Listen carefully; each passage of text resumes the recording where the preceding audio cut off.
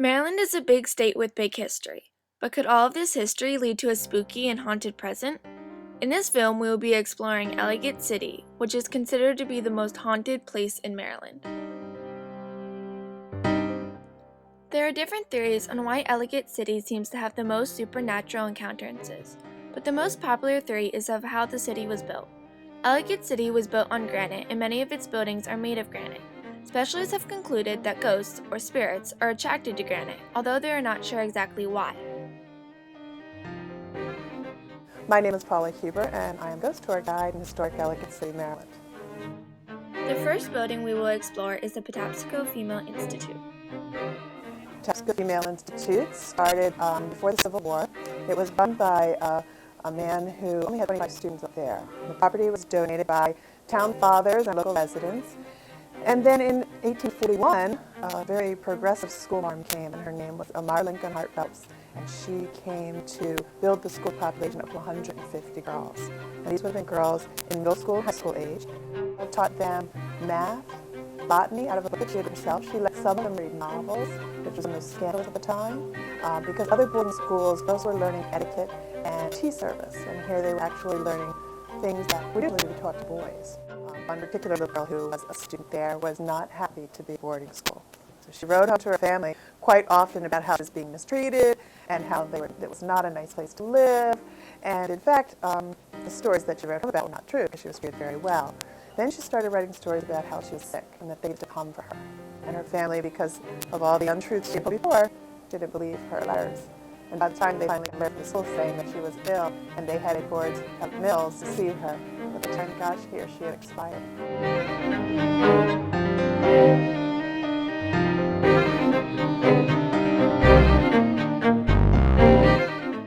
Nowadays, people have seen this girl. There have been sightings of her running across the front lawn in a white dress. Some say that their dogs see her. As they will be walking their dogs will suddenly stop and go over to the fence as if there was a child on the other side playing with them. The next place we will visit is the Diamondback Tavern.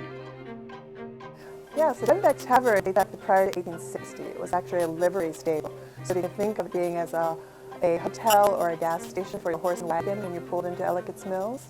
This was a major thoroughfare, the road that we're on, heading to Washington, D.C. So people would park their horses here, and it's been constant use ever since. It was a warehouse for a long time, and now it's been several restaurants in recent history. And every one of the restaurants that's been here has had stories about the ghost that lives here. One ghost in particular that lives in the Diamondback Tavern is a woman with long blonde hair who wears a simple white dress.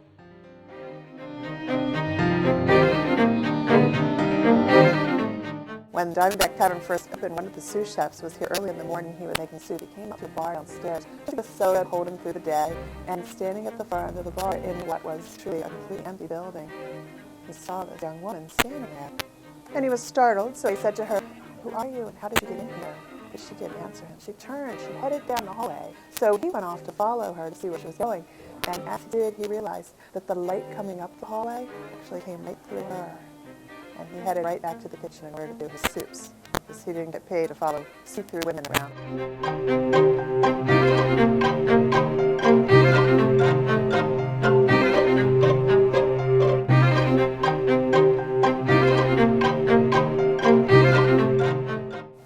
One of the most striking ones to me was a balloon that literally followed us up and down Main Street. Went up onto a porch, turned around, and came back down the porch. And when we started talking about the balloon and why it was following us, then it just started to take off and literally just ran down the street, crossed the road, and went up into the sky. When I told all the other people about this, they said that it was probably a child that was trying to get my attention.